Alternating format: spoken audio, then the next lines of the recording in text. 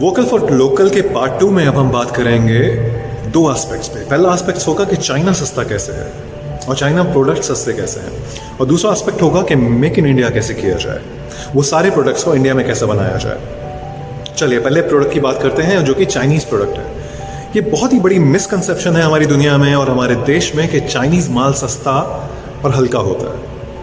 China एक producer है। China को अगर आप पैसे दीजिए, स्पेसिफिकेशन दीजिए, मान लीजिए आप कोई मेटल प्रोडक्ट बनवा रहे हैं, उसकी गेज दीजिए कि मुझे इतना मोटा चाहिए और इस क्वालिटी का चाहिए, आपको जो क्वालिटी का चाहिए उस क्वालिटी का मिल जाएगा। लेकिन अगर आप प्राइस कॉन्शियस होकर उसको बोलेंगे कि मुझे सस्ता चाहिए, तो वो आपको बता देगा कि क्वालिटी इतनी हल्की हो जाएगी और आपके लिए जो चाहिए वो आपको बना के दे देगा।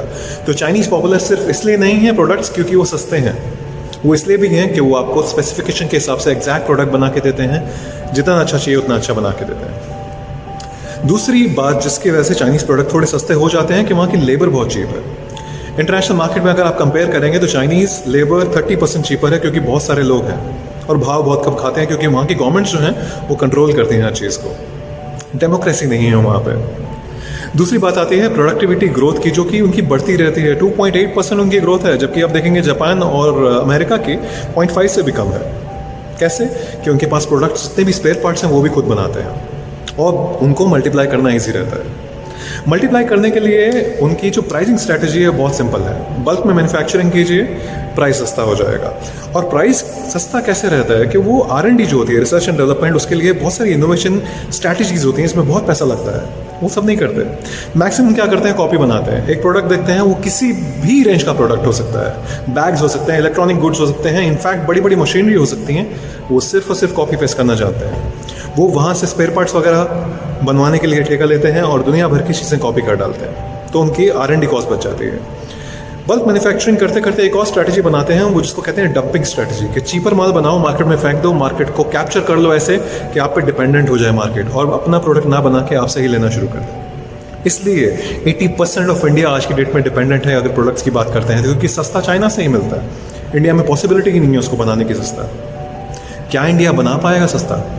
जी हाँ, बना पाएगा, लेकिन उसके लिए आपको कुछ स्ट्रैटेजीज बनानी पड़ेंगी। सबसे पहली चीज़, आपको इजी बिजनेस टैक्टिक्स बनानी होंगी। दुनिया भर के लाइसेंसेस हैं, रूल्स हैं, फीस हैं, अरे हटाइए सब, सस्ता करिए। दूसरा, जो इंडिया के स्पेशलिटीज़ हैं, जैसे एग्रीकल्चर सेगमेंट, इंडिया को हरित क्रांति लाने वाला देश माना जाता था, लेकिन आज की डेट में फार्मर्स सुसाइड कर रहे हैं। हर रोज़ 10 फार्मर्स सुसाइड करते हैं इंडिया में। क्यों? क्योंकि वो सर्वाइव ही नहीं कर पाते। लोन इतने सारे लेने पड़ जाते हैं और उसके बाद में उनकी फसल बर्बाद हो जाती है। कभी सूखा आता है तो कभी बाढ़ पड़ जाती है। एग्रीकल्चर सेगमेंट को इम्प्रूव करना पड़ेगा, उसको सिक्योर करना पड़ेगा, उनको सहायता देनी होगी। साथ साथ में आपको फ्री ट्रेनिंग देनी होगी लेबरर्स को, स्मॉल बिजनेस ऑपरेटर्स को। आत्मनिर्भर बनने के लिए उनको समझाना होगा वो क्या कर सकते हैं। अपने आप नहीं कर पाएंगे वो बिजनेस। उनको आपको लोन देने के लिए पहले उनको समझाना तो पड़ेगा वो क्या क्या ऑप्शन है उनके पास। करप्शन फ्री एनवायरनमेंट बनाना पड़ेगा। इंडिया नंबर 2 करप्ट कंट्री है पूरी दुनिया की। हर चीज़ के अंदर पैसा खाते हैं लोग। वो दूर नहीं करेंगे, ऑनलाइन सिस्टम नहीं करेंगे तब तक नहीं चलेगा। इंक्रीज बढ़ाने पड़ेंगे आपको, आपके एक्सपोर्ट्स इंपोर्ट्स कम करने पड़ेंगे, और ये सारी चीज़ें करने के साथ साथ ये होगा।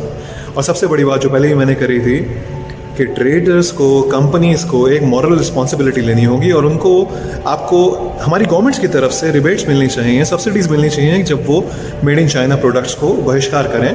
और मैं नहीं कहता कि मेड इन चाइना का बहिष्कार करें, मेक इन इंडिया का उद्धार करें।